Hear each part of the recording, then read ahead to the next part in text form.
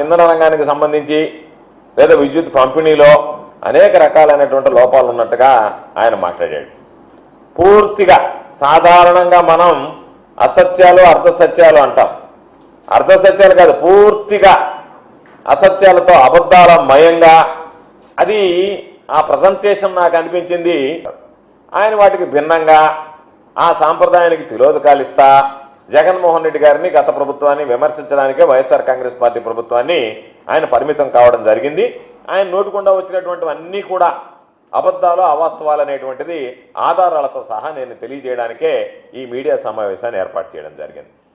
ఈరోజు మనం ఒక్కసారి ఆయన మాట్లాడినటువంటి ప్రజెంటేషన్లో చెప్పినటువంటి అబద్ధాలు వాస్తవాలు ఒక్కసారి మనం బేరీజ్ వేసుకుంటే 2014-15 ఆయన చంద్రబాబు నాయుడు గారు ముఖ్యమంత్రిగా ఉన్నప్పుడు 59,198 మిలియన్ యూనిట్లు సంవత్సరానికి అవసరం ఉండేది. 2018-19 అంటే చంద్రబాబు నాయుడు గారు దిగిపోయే నాటికి 63,675 మిలియన్ యూనిట్లకి ఆ డిమాండ్ పెరిగింది. అంటే కేవలం సగటున 1.9% వృద్ధి రేటు. 59,198 మిలియన్ యూనిట్ల నుంచి 63,675 మిలియన్ యూనిట్ల కంటే కొత్త కనెక్షన్లు ఇవ్వలేదు.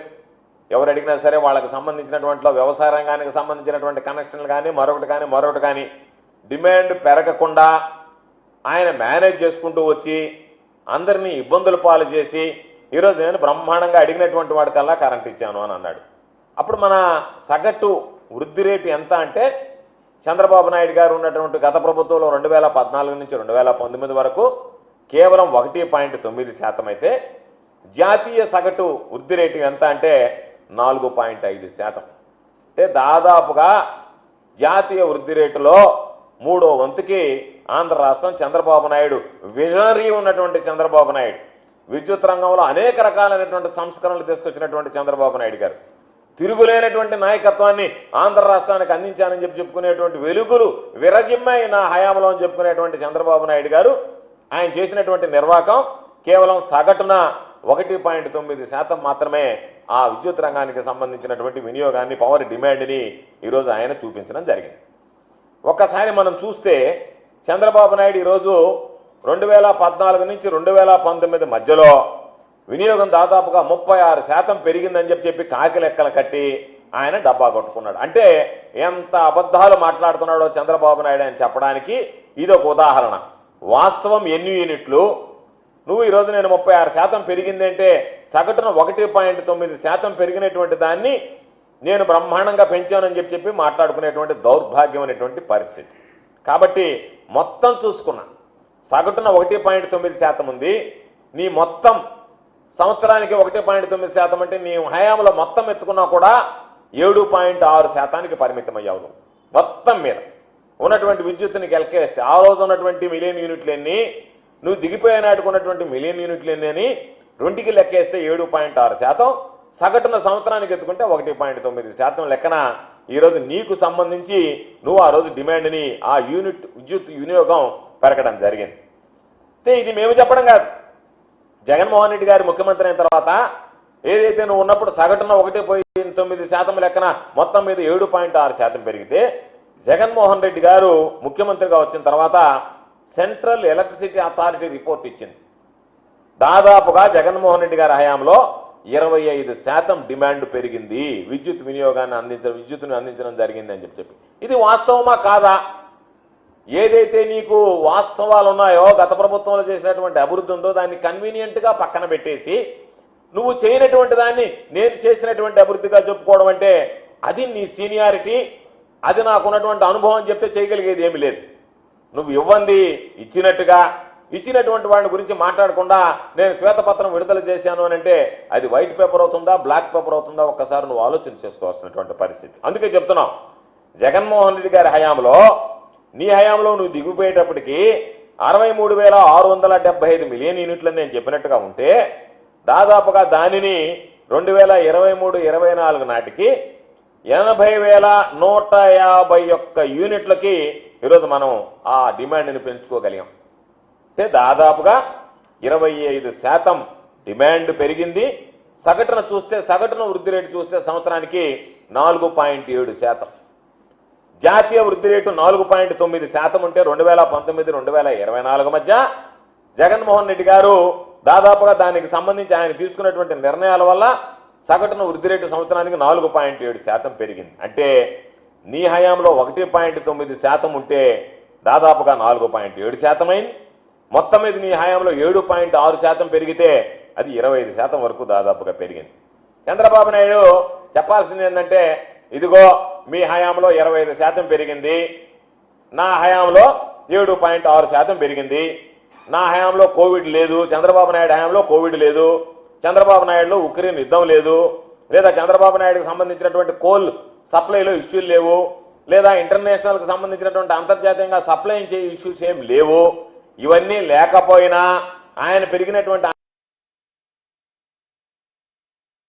ఆయన హయాంలో పెరిగినటువంటి డిమాండ్ 7.6% అయితే ఇవన్నిటిని అధిగమించి జగన్మోహన్ రెడ్డి గారు ప్రజలకు ఇచ్చినటువంటిది 25% పెరిగింది అనేటువంటిది స్పష్టంగా ఈరోజు మేము చెప్పేటువంటి లెక్కలు కాదు, ఈరోజు సెంట్రల్ ఎలక్ట్రిసిటీ అథారిటీ రిపోర్ట్ ప్రకారమే పెరిగినటువంటిది మాట వాస్తవం అని చెప్పి ఈ సందర్భంగా తెలియజేస్తున్నాం.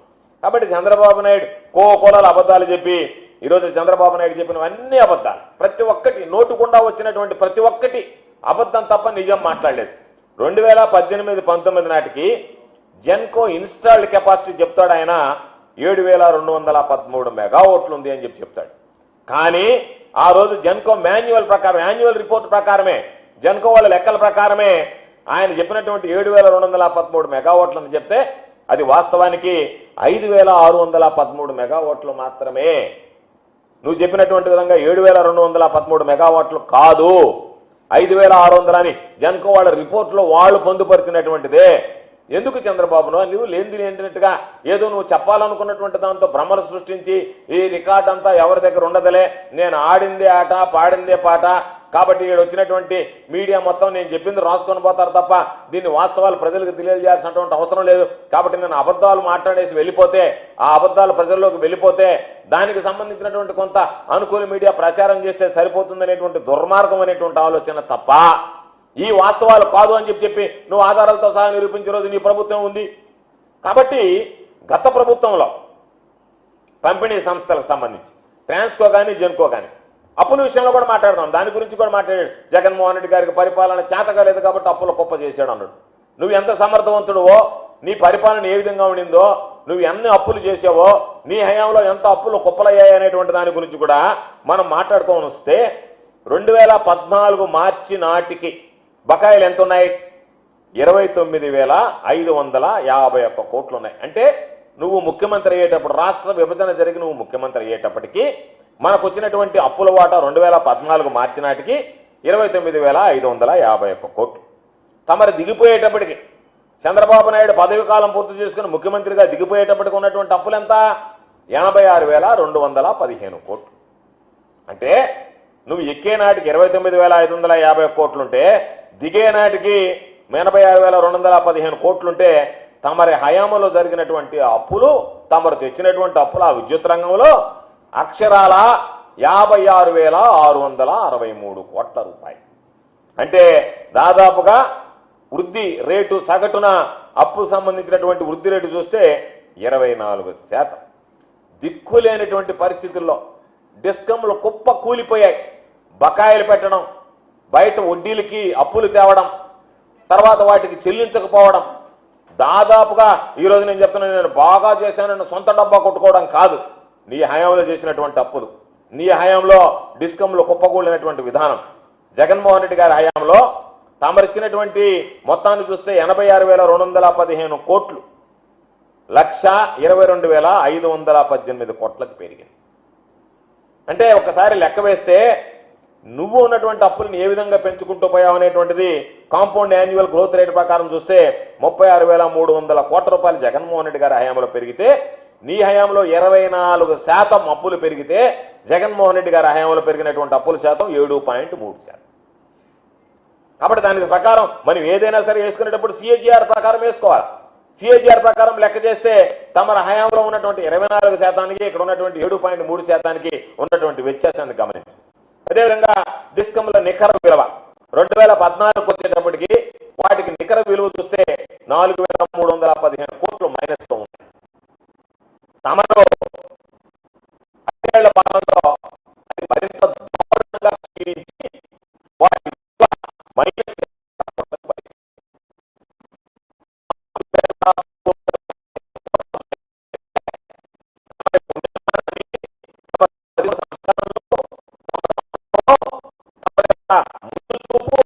దృష్టి ఈ సమాజానికి వెలుగులు నింపాలన్నటువంటి తమ నిర్ణయాలు మైనస్ 20,000 కోట్లకు చేర్చారు.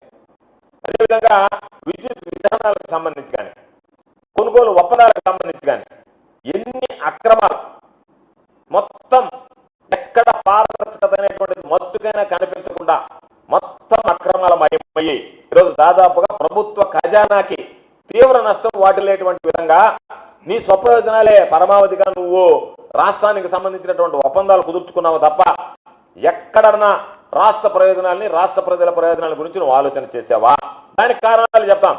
ప్రపంచవ్యాప్తంగా గ్లోబల్ వైడ్ విద్యుత్కి సంబంధించి సోలార్ విద్యుత్కి సంబంధించినటువంటి రేట్లు తగ్గుముఖం పట్టాయి. తగ్గుముఖం పడితే నువ్వు ఆ కంపెనీలతో కొమ్మక్కై అక్రమాలకు పాల్పడి యూనిట్ కరెంటు దాదాపుగా 7 రూపాయలు కొనుగోలు చేసే విధంగా నువ్వు ఒప్పందం చేసుకున్నావా లేదా? ప్రపంచవ్యాప్తంగా సోలార్కి సంబంధించినటువంటి విద్యుత్ పడిపోతూ ఉంటే, విద్యుత్ రేట్లు తగ్గుముఖం పడుతూ ఉంటే నువ్వు వాళ్ళ దగ్గర లాలూచిపడి 7 రూపాయలకి యూనిట్ కరెంటు కొనుగోలు చేసేయడానికి ఒప్పందం కుదుర్చుకున్నటువంటి వాస్తవమా కాదా? ఇది అంధకారానికి దారి తీసేటువంటి నిర్ణయమా, వెలుగులు నింపేటువంటి నిర్ణయం అనేటువంటిది చంద్రబాబు నాయుడు గారు చెప్పాల్సినటువంటి అవసరం. అందుకే చెప్పాం 2014 నుంచి 2019 మధ్య 8,000 మెగావాట్లకు సంబంధించి దాదాపుగా ఏటా 3,000 కోట్ల చొప్పున అధికంగా 25 సంవత్సరాలకి, అంటే తమరు తీసుకున్నటువంటి నిర్ణయం 75,000 కోట్ల పైగా భారాన్ని పెట్టినటువంటి నువ్వు నీ దురదృష్టి అది అని చెప్పుకోవాల్సినటువంటి పరిస్థితి. పీపీఎల్ సంగతి ఏం చేశావు? పీపీఎల్ విషయంలో కిలోవాట్ విద్యుత్తుకి ₹5.25 నుంచి ₹5.90 వరకు చెల్లించేటువంటి విధంగా నువ్వు ఆ రోజు ఒప్పందాలు కుదుర్చుకున్నటువంటి మాట వాస్తవమా కాదా? దానికోసం ఏం చేశావు? అవి నీకు లాభాన్ని ఆర్జించి పెడతాయి కాబట్టి ఒక పథకం ప్రకారం థర్మల్ విద్యుత్తుని తగ్గించడానికి ఆ థర్మల్ విద్యుత్ కంపెనీలు కానీ థర్మల్ విద్యుత్ ఉత్పత్తి కానీ ఉద్దేశపూర్వకంగా తగ్గించినటువంటి పరిస్థితి. కాబట్టి ఈరోజు ఒక్కసారి చూస్తే గుజరాత్ లాంటి రాష్ట్రంలో 2017లోనే పవన్ విద్యుత్తుకి సంబంధించి ₹2.43కి ఈరోజు వాళ్ళు ఒప్పందాలు కుదుర్చుకుంటే నువ్వు ఇంత పెద్ద ఎత్తున ఈ స్థాయిలో ఒప్పందం కుదుర్చుకోవాల్సినటువంటి అవసరాలు ఏమి వచ్చాయి అంటే దాని వెనక ఉన్నటువంటి అంతరార్యం తమరికి తెలిసినటువంటిదే. స్వార్థ ప్రయోజనమా, రైతుల ప్రయోజనమా, రాష్ట్ర విద్యుత్ వినియోగదారుల ప్రయోజనం అనేటువంటిది నీకు తెలుసు, నీ అంతరాత్మకు తెలుసు. కాబట్టి ఈరోజు మరలా పాపం దొంగ దొంగ అన్నట్టుగా తనకేమీ తెలియనట్టుగా ఆయన మాట్లాడుతున్నాడు. ఈరోజు నువ్వు అన్నావు ఉచిత విద్యుత్తుని గురించి మాట్లాడుతున్నావు. ఏం మాట్లాడావు నువ్వు 2004 ముందు? ఉచిత విద్యుత్ అంటే అది కరెంటు తీగల మీద బట్టలు ఆరేసుకోవాల్సిందే తప్ప ఎక్కడా కూడా ఆచరణ సాధ్యం కాదు అని చెప్పి మాట్లాడినటువంటి వాడి. అటువంటి వాడివి ఎవరన్నా పాప విద్యుత్ ఛార్జీలు పెరిగితే వాళ్ళని తుపాకీతో కాల్చి చంపినటువంటి వాడు బషీర్ బాగ్లో. అటువంటి వాడి పాపం రైతుల మీద, ఉచిత విద్యుత్ మీద ఎక్కడ లేనటువంటి ప్రేమ వలకపోస్తా అసలు ఉచిత విద్యుత్ తానే తెచ్చినట్టు పాపం రాజశేఖర రెడ్డి గారిని జనాలు మర్చిపోతున్నారు. నిజంగా రాజశేఖర రెడ్డి గారు తెచ్చారా, చంద్రబాబు నాయుడు గారు తీసుకొచ్చారా ఉచిత విద్యుత్ పథకాన్ని అని చెప్పి అయోమయాన్ని గురయ్యేటట్టుగా పాపం నువ్వు మాట్లాడుతున్నావు ఈరోజు. అంటే ఉచిత విద్యుత్తు, రైతులు, రైతాంగాన్ని గురించి ఎక్కడ లేనటువంటి ప్రేమంతా ఈరోజు వలకపోసి మాట్లాడావు.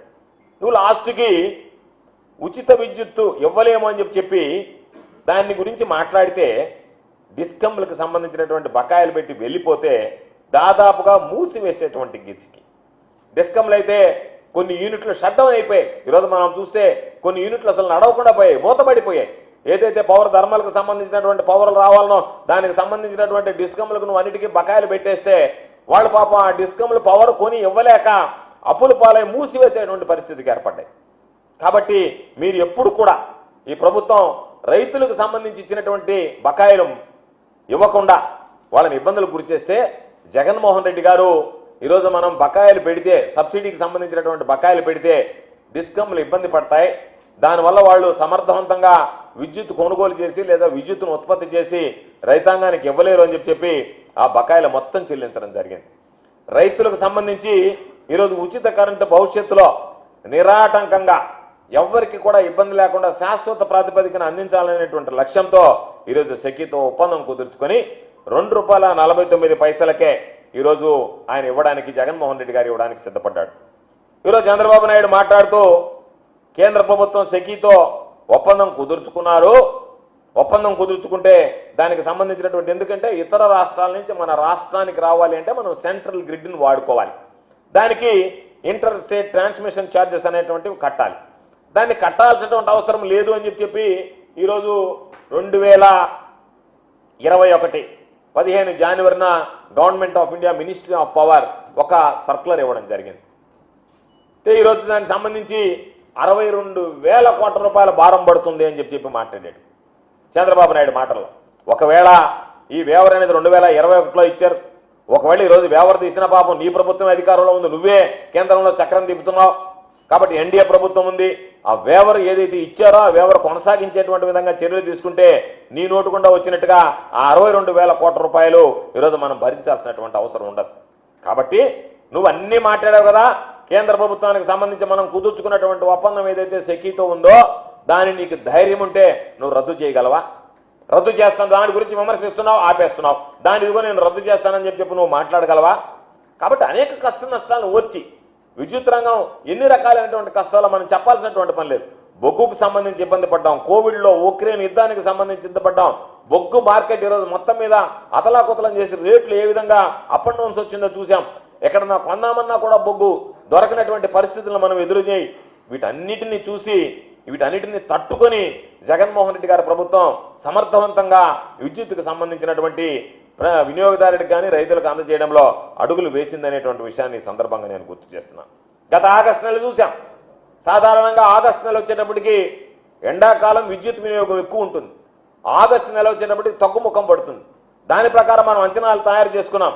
అంచనాలు తయారు చేసుకుంటే రోజువారీ గ్రిడ్ వేసవిలో ఏదైతే ఉందో రోజువారీ గ్రిడ్ డిమాండ్ 230 మిలియన్ యూనిట్లు అయితే దాదాపుగా మనం 170 నుంచి 185 మిలియన్ యూనిట్లకి ఆగస్టు నెలకు వచ్చేటప్పటికి తగ్గిపోతుంది అనుకుంటే ఏమాత్రం తగ్గకుండా ఈసారి విద్యుత్ వినియోగం అనేటువంటిది సాధారణంగా ఏదైతే వేసవ కాలంలో ఉంటుందో అదేవిధంగా దాదాపుగా రోజుకి 45 మిలియన్ యూనిట్ల నుంచి 55 మిలియన్ యూనిట్లు ఎక్కువగా ఈరోజు మనం వాడకానికి అవసరం వచ్చింది. వాటన్నిటికీ సంబంధించి అన్నిటిని అధిగమించి ఎక్కడా కూడా రైతులకు కానీ వినియోగదారులకు కానీ ఇబ్బందులు పడకుండా జగన్మోహన్ రెడ్డి గారి ప్రభుత్వం చర్యలు తీసుకున్నది. అదేవిధంగా ట్రూ అప్ ఛార్జీల గురించి మాట్లాడతా ఇవన్నీ నాకు తెలియదు, ఇవన్నీ నేను చూడలేదని నంగనాచి మాటలు మాట్లాడాడు. పాపం ఆ టెర్మినాలజీ ఆయనకు అర్థం కాలేదంట, కొత్తగా ఉందంట టెర్మినాలజీ వినడానికి. ట్రూ అప్ ఛార్జీలు అనేటువంటిది తమరే పాపం మర్చిపోయారా లేకపోతే మతిమరుపుతో బాధపడతా ఈ విషయాన్ని కన్వీనెంట్గా పక్కన పెట్టారా? 2014 నుంచి 2018 2019 వరకు తమరు దానికి తీసుకొచ్చినటువంటిది ఆమోదిత మరియు వాస్తవ పంపిణీ ఖర్చు అని చెప్పి ట్రూ అప్ ఛార్జీల నిర్వహణకు సంబంధించి వ్యయం, అదేవిధంగా తరుగుదలకు సంబంధించి మూలధనానికి సంబంధించినటువంటి ప్రతిఫలం వీటన్నిటికీ సంబంధించి ఆ రోజు తమరు తీసుకున్నటువంటిది ఆ వ్యత్యాసాన్ని ఏదైతే ఉందో ఈపీఈఆర్సీ ఉత్తర్వుల ప్రకారం ఇవ్వాలని తమర హయాంలో చేసినటువంటి నిర్ణయం, తమరు తీసుకున్నటువంటి నిర్ణయం, తమర హయాంలో ఏపీఈఆర్సీ ఇచ్చినటువంటి నిర్ణయం, తమర హయాంలో వచ్చినటువంటి బాధుడు. కాబట్టి నువ్వు మన ఎన్నికల్లో చెప్పావు ట్రూ అప్ ఛార్జెస్ అన్ని కూడా నేను దాదాపుగా ఎత్తివేస్తానని చెప్పావు. మేము అడుగుతున్నాం ఈరోజు ట్రూ అప్ ఛార్జీల గురించి మీడియా అడిగితే దానిని తీసివేస్తాననేటువంటి మాట మాట్లాడకుండా దాటవేశావు. అన్ని విషయాలు ఏ విధంగా మాయ చేస్తున్నావో మోసం చేస్తున్నావో అదేవిధంగా ఇది కూడా మోసం చేస్తున్నావు మాయ చేస్తున్నావు అనేటువంటిది అర్థమవుతుంది. కాబట్టి ట్రూ అప్ ఛార్జెస్ ఏదైతే ఎలక్షన్ టైంలో నేను తీసేస్తానని చెప్పావో దాన్ని తీసేసేటువంటి పరిస్థితి ఉందా? తీసేస్తావా? తీసివేయడానికి సిద్ధంగా ఉన్నావా? దానికి సంబంధించి స్పష్టంగా సమాధానం చెప్తే బాగుంటుంది. కాబట్టి దాదాపుగా మనం ఒక్కసారి చూస్తే ఈరోజు ఈ ప్రభుత్వం మొత్తం 2014 నుంచి 2019 వరకు నువ్వు ఉంటే నీ పదవి కాలంలో 5 ఏళ్లలో ఏపీఎస్పీడీసీఎల్కి సంబంధించి 13,255 కోట్ల రూపాయలు మాత్రమే సబ్సిడీ రూపంలో నువ్వు ఇవ్వగలిగావు. అంతకుమించి ఇవ్వలేకపోయావు. జగన్మోహన్ రెడ్డి గారు 2019 నుంచి 2024 వరకు ఈ 4 ఏళ్ల సమయంలో సబ్సిడీకి సంబంధించి 47,800 కోట్ల రూపాయలు ఇచ్చాడు. 47,800 కోట్ల 92 లక్షల రూపాయలు జగన్మోహన్ రెడ్డి గారు ఇచ్చినటువంటిది. 47,800 కోట్ల రూపాయలు జగన్మోహన్ రెడ్డి గారు సబ్సిడీ ఇస్తే తమర హయాంలో ఇచ్చింది 13,255 కోట్లు. దానిలో రైతులకు సంబంధించి ఉచిత విద్యుత్ బకాయిలు చూస్తే 43,744 కోట్ల రూపాయలు జగన్మోహన్ రెడ్డి గారు సబ్సిడీ రూపంలో చెల్లించింది. తమర హయాంలో తమరు ఎగ్గొట్టిపోయినటువంటి 8,845 కోట్లతో సహా తమరు రైతులకు సంబంధించి ఉచిత 9 గంటల పాటు ఇవ్వాలనేటువంటి నిర్ణయం తీసుకుని ప్రధానమైనటువంటి అంశానికి రైతుల మీటర్లు, నువ్వు ప్రతిపక్ష నాయకుడిగా ఉన్నప్పుడు రైతులకు సంబంధించి నేను మీటర్లు పెట్టడానికి లేదు, పెడితే నేను గందరగోళం చేసేస్తా, మీటర్లు పెట్టనివ్వను, మీటర్లు నేను దానికి సంవత్సరం నేను వ్యతిరేకమై ఉరితాళ్ళు అని మాట్లాడావు, ప్రచారంలో మాట్లాడావు, 2-3 సంవత్సరాల ముందు నుంచి మాట్లాడారు, మీకు సంబంధించినటువంటి నాయకులందరూ మాట్లాడారు. ఈరోజు నిన్ను మీడియా వాళ్ళు అడిగారు ఏమని, సార్ ఇవన్నీ బాగానే ఉంటాయి, మీరు శ్వేతపత్రం అంతా బాగానే ఉంది, రైతులకు సంబంధించి మీటర్లు బిగించే విషయంలో తమరు గతంలో నేను వాటికి వ్యతిరేకం అన్నారు కదా, ఈరోజు మీ నిర్ణయం ఏంది చెప్పమంటే ఎందుకు నువ్వు నిర్ణయం చెప్పకుండా దాటవేశావు? నేను బిగించనని చెప్పడమే కదా, నువ్వు చెప్పినటువంటి మాటే కదా, రైతులకి మీటర్లు బిగిస్తే ఉరితాళ్ళు అన్నావు, బాగానే ఉంది. ఈరోజు అయ్యా ఆ రోజు నేను చెప్పా, ఆ నిర్ణయానికి కట్టుబడి నేను రైతులకు సంబంధించినటువంటి ఆ మీటర్లు బిగించను అనేటువంటి మాట మీ నోటి గుండా రాలేదు అంటే మాకు అనుమానాలకు తావిస్తుంది. మీరు దాటవేసినటువంటి పద్ధతి సరిగ్గా లేదు.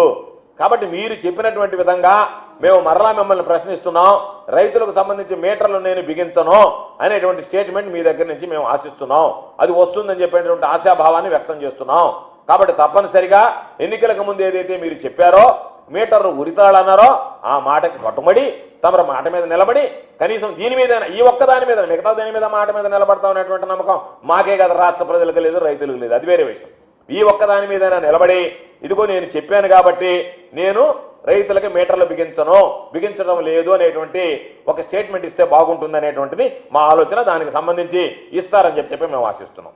దానితో పాటు ఈరోజు మేము కరెంట్ ఇవ్వగలిగాం, నువ్వు మాట్లాడుతున్నావు మేము అట్ట చేసాం మేము ఇట్ట చేసాము, జగన్మోహన్ రెడ్డి గారు నాశనం చేసాము. నీ టైంలో పవర్ హాలిడేలు ఇస్తే మా హయాంలో పవర్ హాలిడే అనేటువంటిది లేకుండా ఈరోజు కరెంటుకు సంబంధించినటువంటి సప్లై చేయడం జరిగింది.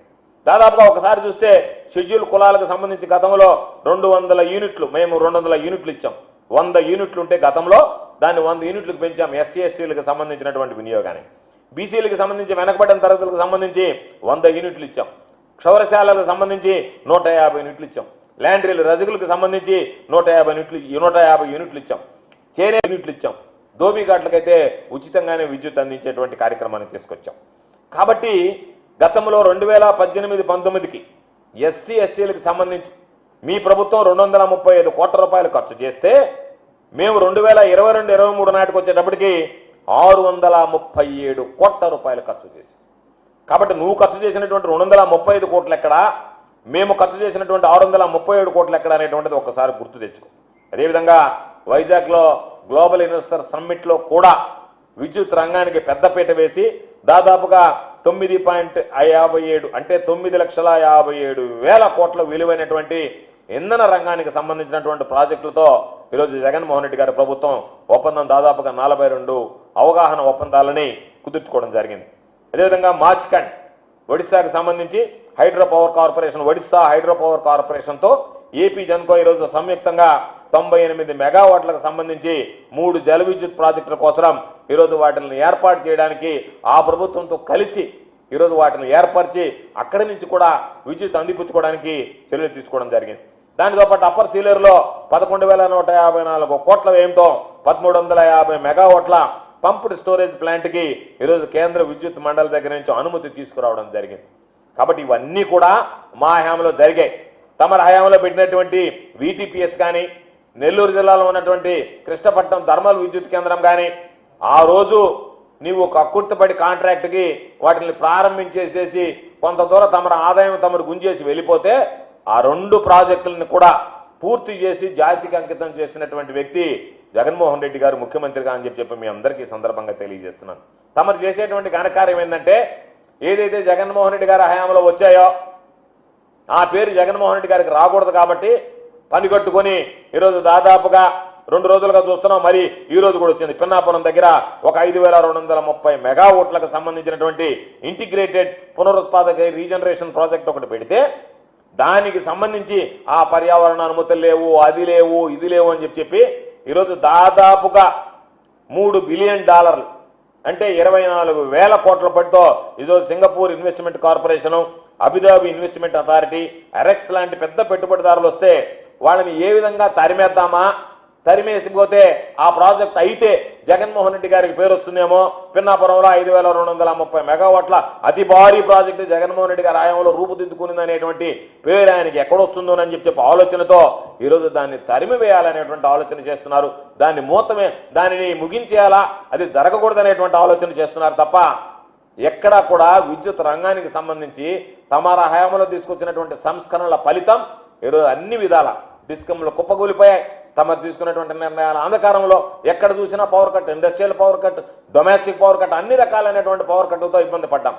కాబట్టి జగన్మోహన్ రెడ్డి గారు తీసుకున్నటువంటి నిర్ణయాలు తమరులాగా అప్పులు చేయకుండా, తమరులాగా ఉన్నటువంటి ప్రభుత్వ రంగ సంస్థలో ఉన్నటువంటి థర్మల్ విద్యుత్తాన్ని తగ్గించకుండా విద్యుత్ రంగానికి ఈరోజు ఊతమిస్తూ కరెంటు వినియోగాన్ని పెంచుకుంటూ అవసరమైనటువంటి వినియోగదారులకు కరెంటు కనెక్షన్లు ఇస్తూ నీ హయాంలో కరెంటు కనెక్షన్ కావాలంటే ఎప్పుడు అడిగినా కూడా ఫ్రీజింగ్ ఉంది, బ్యాన్ ఉంది, ఇప్పుడు ఇవ్వలేమో అని చెప్పి సంవత్సరాలు కరెంట్ ఇవ్వకుండా కాలయాపన చేస్తే ఆ విధంగా కాకుండా ఎప్పటికప్పుడు కరెంట్ ఛార్జీలు డిమాండ్ పెరిగినా సరే దానిని భరించి ఈరోజు జగన్మోహన్ రెడ్డి గారు విద్యుత్ రంగంలో అనేక రకాల ఆయన తీసుకొచ్చినటువంటి సంస్కరణలు కానీ, ఆయన చూపినటువంటి చొరవ కానీ ఈరోజు అన్ని వర్గాల రైతులకి, అన్ని వర్గాల ప్రజలకి అండగా నిలిచాయి, ఊరటగా నిలిచాయి.